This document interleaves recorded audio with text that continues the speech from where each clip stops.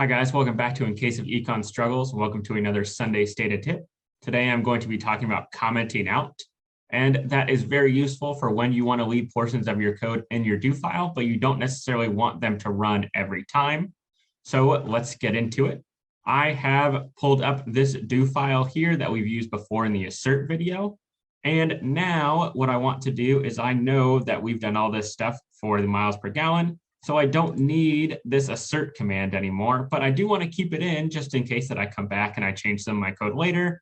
And I want to keep making sure that my miles per gallon is less than 35. So what I can do is I can just add a comment right here. You can see that it turned green, which means that when I run this code, it won't actually do anything. So I can highlight this, Control D, and you can see with the star, it didn't actually do anything. And if I run other commands afterwards, they will run as if the assert command wasn't even there.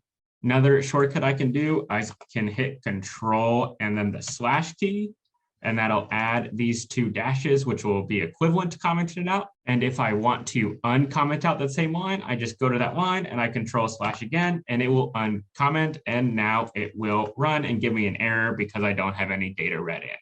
So this is super useful because, again, maybe I don't want this assert in here. Maybe I don't want this sum in here, but I do want these regressions to run. So now that I've commented out, I can just Control run, and it'll run this entire code and skip both the assert and the sum command. So hopefully this makes commenting out make a little more sense. If it did, make sure to like and subscribe, and we will see you next week for another Sunday Stata tip here on In Case of Econ Struggles.